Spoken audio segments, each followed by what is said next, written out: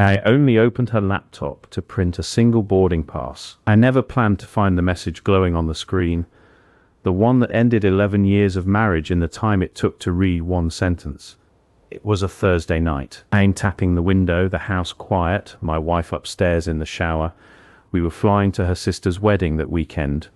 And she'd asked me, the way she'd asked me 100 times, to print the tickets because you're better with the printer than I am. So I sat at the kitchen table, opened her laptop, and waited for the screen to wake. It didn't ask for a password. It didn't open to the airline site. It opened to exactly where she'd left it. A messaging app, a conversation still scrolled to the bottom, a cursor still blinking in the reply box. And the last message on the screen wasn't meant for me. "Ants, we're back from the wedding, tell him. He'll be shattered, but that's not our problem anymore. I've already found us a place. Can't wait to finally wake up next to you every morning." I read it 3 times. I remember the exact sound the refrigerator made in the silence. I remember my own reflection, faint in the dark screen behind the words, looking back at me like a stranger.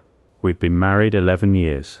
11 years that started in a tiny apartment with a mattress on the floor and a future we sketched out loud like children drawing on a wall. And where in the last 2, those sketches had faded.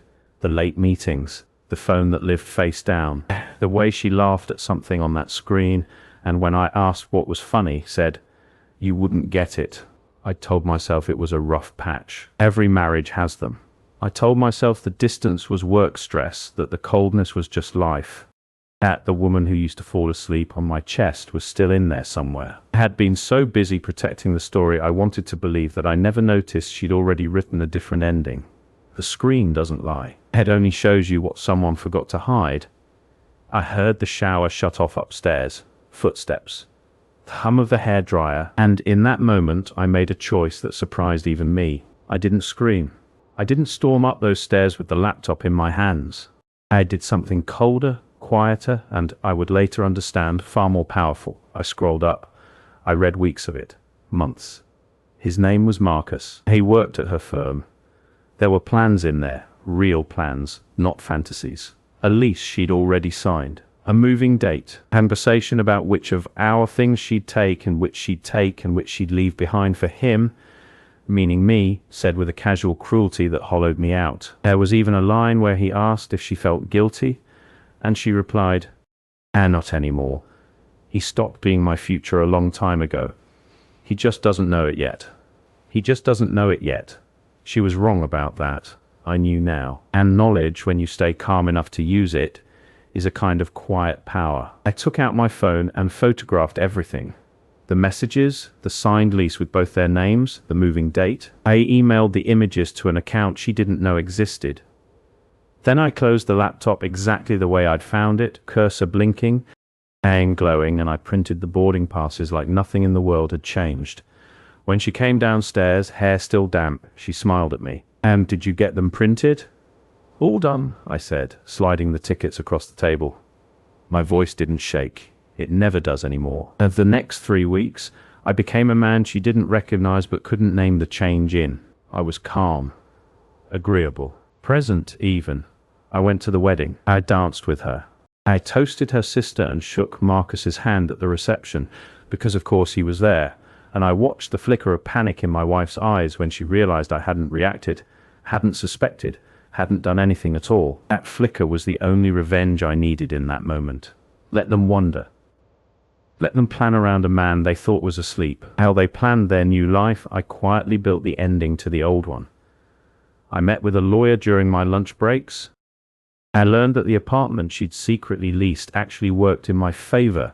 A signed contract, dated in her handwriting, was proof of a plan to leave that predated any argument she could invent. I moved my half of our savings into a separate account, legally and cleanly, before a single dollar could disappear. I gathered the statements, the messages, the lease, and one more thing she'd forgotten. Our home, house she'd told Marcus she'd be keeping, had been bought with money from before our marriage in my name alone. I had been planning to fight for something that was never hers to take. And through all of it, I kept one sentence in my head like a stone in my pocket. A screen doesn't lie. People do. The night I ended it, I didn't raise my voice. I came home glowing, humming, dropping her keys in the bowl by the door. "You're home early," she said. I was surprised to find me sitting in the dark living room. I wanted to give you something, I said. She sat beside me, curious, still wearing that secret smile. I reached under the coffee table and set a folder on the cushion between us. She opened it, and I watched the exact moment her world stopped, the printout of her own message glowing back at her in black and white.